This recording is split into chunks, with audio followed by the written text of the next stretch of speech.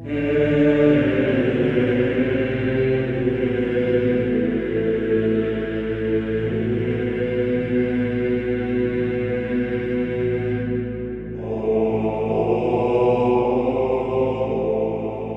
exorcismo esquecido de Maringá. Caso real de possessão no Paraná. Em 1955, uma cidade do interior do Paraná se viu marcada por um dos casos mais assustadores de possessão e exorcismo que nunca teve o devido destaque nas páginas da história. Localizada no bairro Guaiapó, em Maringá, a casa de uma família foi tomada por uma força invisível que parecia se alimentar do medo e da desesperança dos moradores. Durante meses, a casa tremeu, objetos voavam e sons incompreensíveis ecoavam nas paredes. Mas o que mais aterroriza é que esse mistério nunca foi completamente resolvido. Você está prestes a entrar em um mistério que poucos ousaram desvendar. O que você está prestes a ouvir pode desafiar tudo o que você acredita. Um caso que ficou escondido nas sombras por décadas, mas que agora está vindo à tona com detalhes que irão te arrepiar. O exorcismo esquecido de Maringá. Um evento tão sombrio, tão enigmático, que até os mais céticos começaram a questionar o que realmente aconteceu. Será que estamos lidando com uma possessão demoníaca? Ou algo muito mais antigo e maligno está envolvido? Prepare-se, porque essa história não é para os fracos de coração. E antes de começarmos, quero te fazer um convite. Você tem coragem de seguir conosco nessa jornada? Se sim, se inscreva agora no nosso canal e ative as notificações para não perder nenhum dos mistérios que estamos prestes a revelar. Deixe seu like, porque cada curtida nos ajuda a trazer mais histórias como essa. E não se esqueça de compartilhar com quem você sabe que vai ficar tão fascinado quanto você. O que acontece aqui vai além de uma simples história. É um enigma, e queremos você conosco até o fim. Agora, aperte o play e mergulhe no desconhecido. O que aconteceu em Maringá? Tudo começou de forma incrivelmente sutil, como se fosse apenas um presságio distante. Um simples incômodo que no início parecia ser facilmente explicável. Os moradores da casa, uma família comum, logo começaram a notar uma série de acontecimentos que não podiam justificar. Às vezes eram pequenos detalhes, como móveis que se moviam sozinhos em plena luz do dia, portas que batiam com força sem que ninguém estivesse ali, e o som de passos pesados no andar superior da casa, onde curiosamente não havia ninguém. No começo, as explicações para esses fenômenos eram as mais plausíveis. Talvez o vento, talvez a estrutura velha da casa, talvez até os nervos dos moradores brincando com a imaginação. Mas conforme os dias passavam, o que parecia ser uma coincidência se transformava em uma presença constante e inexplicável. O ar dentro da casa começou a ficar mais pesado, denso, como se uma força invisível estivesse sugando toda a energia vital do ambiente. A cada noite, os sons aumentavam. Portas que batiam repetidamente, móveis que se arrastavam, uma sensação de frio intenso que se espalhava por cômodos específicos da casa. E o pior de tudo, o medo. Ele começou a se espalhar como uma névoa densa entre os moradores, que já não sabiam mais se podiam confiar nos próprios sentidos. Era como se a casa estivesse viva, e essa vida não era boa. A presença de algo maligno parecia crescer a cada novo acontecimento. E sem aviso, a situação escalou para algo muito mais ameaçador. O evento que viria a se tornar o caso mais famoso de Maringá não começou com um grande grito ou uma manifestação visível de uma entidade, como muitos poderiam imaginar. Na verdade, foi bem mais sutil do que isso. Primeiramente foram os tremores nas paredes, suaves, mas inconfundíveis. O som de algo pesado sendo movido atrás da parede, mas sem explicação lógica para o que poderia estar causando isso.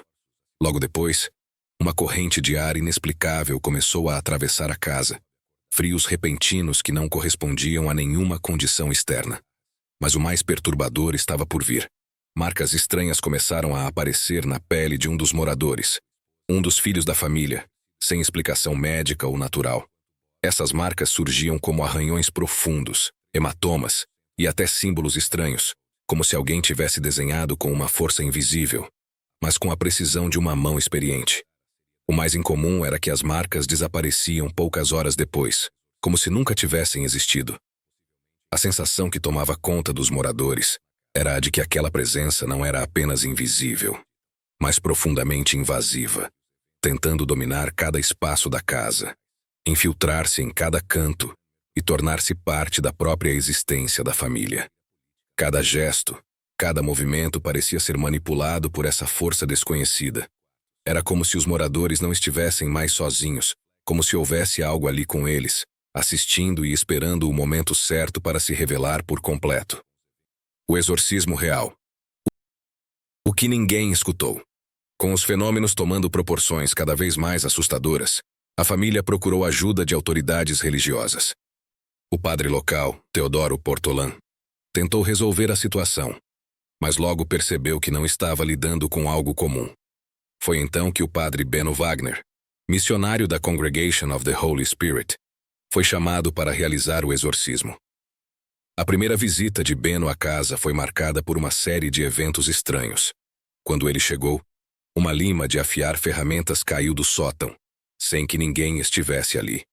Ao entrar na sala principal, o ambiente ficou opressor. O ar ficou gelado, e conforme o padre aspergia a água benta, ele sentiu um peso enorme sobre seus ombros, como se algo estivesse tentando empurrá-lo para o chão. O exorcismo teve início com orações em latim e cânticos antigos, enquanto o padre tentava afastar a presença maligna. Mas logo a situação se agravou. Janelas estouraram sem causa aparente, móveis se moveram e um estrondo ecoou pela casa. Para os envolvidos, o ritual de exorcismo era apenas o começo de algo muito mais profundo, algo que não era simplesmente uma possessão, mas algo que carregava séculos de escuridão. A sombra antiga que não se cala. Após o exorcismo, muitos acreditaram que a paz finalmente havia retornado àquela casa. Mas essa sensação de alívio foi efêmera, quase ilusória. Nos primeiros dias seguintes, tudo parecia calmo, como se a presença maligna tivesse sido finalmente expulsa, afastada pela força das orações e rituais.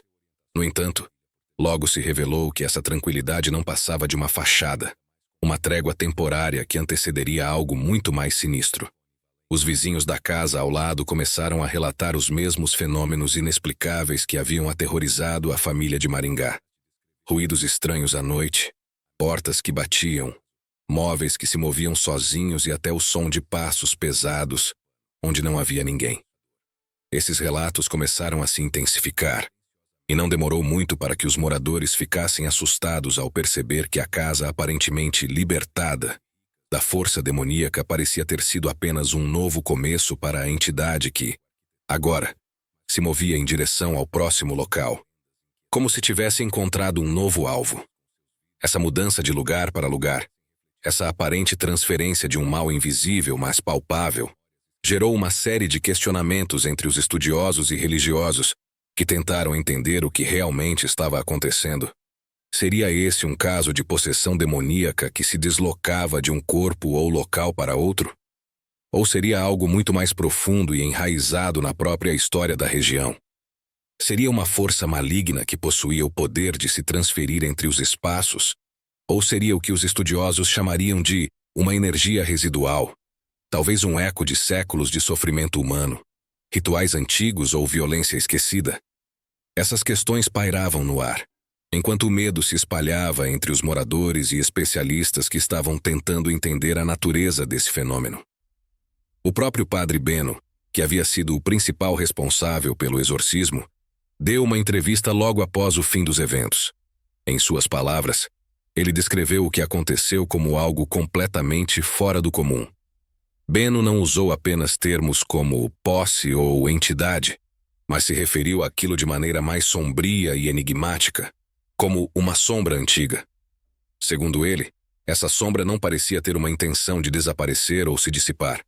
Ao contrário, ela tinha uma qualidade mais sinistra. Ela queria se mover, se deslocar de um lugar para outro, levando consigo não apenas a presença maligna, mas também toda a dor, o sofrimento e a escuridão que estavam ligados a ela. Essa sombra não era algo que se extinguia facilmente. Cada tentativa de expulsá-la parecia apenas fazer com que ela se escondesse temporariamente em outro local, para depois retornar com ainda mais força e violência. Esse fenômeno, sem uma explicação lógica, gerou uma sensação de que aquele mal era imortal, inextinguível. Uma presença que não se cala, que se adapta e se infiltra nas pessoas, nas casas e nas cidades, eternamente ligada ao ciclo de sofrimento que parece ser seu alimento e sua essência. O fim ou o começo? A história de Maringá, que poderia ter se tornado um marco significativo na história religiosa da cidade, acabou sendo tragicamente abafada, como se um manto de silêncio tivesse sido colocado sobre ela. Por trás dessa apatia, estavam o medo e as consequências de um mistério tão perturbador que sequer as autoridades e a mídia local ousaram se envolver. A família, aterrorizada e exausta com os eventos e o assédio constante, tomou a difícil decisão de abandonar tudo o que conhecia. Medo de represálias, de julgamentos públicos e até de uma condenação moral em uma cidade onde as pessoas não estavam dispostas a aceitar algo tão incomum e incompreensível, fez com que se mudassem para um local distante, onde poderiam começar uma nova vida longe das lembranças aterradoras. A casa onde os fenômenos ocorreram foi demolida, e em seu lugar, uma nova construção surgiu, como se uma tentativa de apagar fisicamente os vestígios de algo que, para muitos, nunca deveria ser lembrado. No entanto, o que a demolição não conseguiu destruir foram as lendas e os sussurros que continuaram a circular entre os moradores. Aqueles que viveram no bairro, especialmente os mais antigos, continuam a falar da casa como um lugar amaldiçoado, imortalizado por algo que foi mais do que um simples evento sobrenatural. Para alguns, a presença maligna nunca foi completamente expulsa. Às vezes, os relatos de moradores mais velhos contam que, em noites especialmente silenciosas, podem sentir um frio inexplicável, como se uma sombra invisível os tocasse. Em outras ocasiões, dizem ouvir passos pesados e ecos vindos das paredes do terreno onde a casa esteve, mesmo sabendo que ninguém se encontra por ali. Esses relatos, embora vagos, continuam a alimentar a ideia de que algo permanece naquela área. Uma energia, uma força ou uma presença que não se dissipou, mas que ficou marcada para sempre na memória dos que ainda habitam a região. E enquanto as lendas e os ecos do passado se espalham, a grande incógnita permanece. O que realmente aconteceu naqueles dias sombrios em Maringá? O caso nunca foi oficialmente investigado, e nenhuma reportagem jornalística jamais foi feita sobre os acontecimentos, apesar de sua magnitude. Com o tempo, a história foi esquecida por muitos, como se fosse um segredo obscuro, guardado nas sombras do passado. No entanto, para aqueles que viveram aquilo, os eventos daquela casa permanecem vívidos em suas mentes, como um pesadelo que se recusa a ser enterrado. Para os estudiosos e até para os céticos mais endurecidos, a pergunta persiste: o que realmente ocorreu ali? Foi apenas uma coincidência de eventos inexplicáveis ou algo muito mais profundo, algo que vai além da compreensão humana?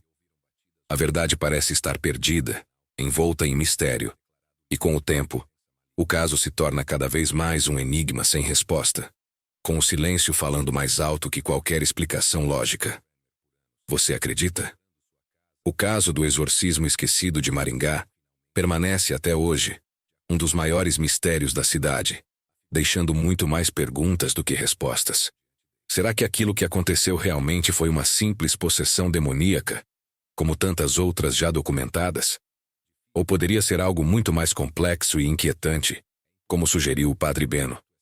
Uma possessão que de alguma forma seria capaz de se transferir de um lugar para outro, em busca de novos alvos?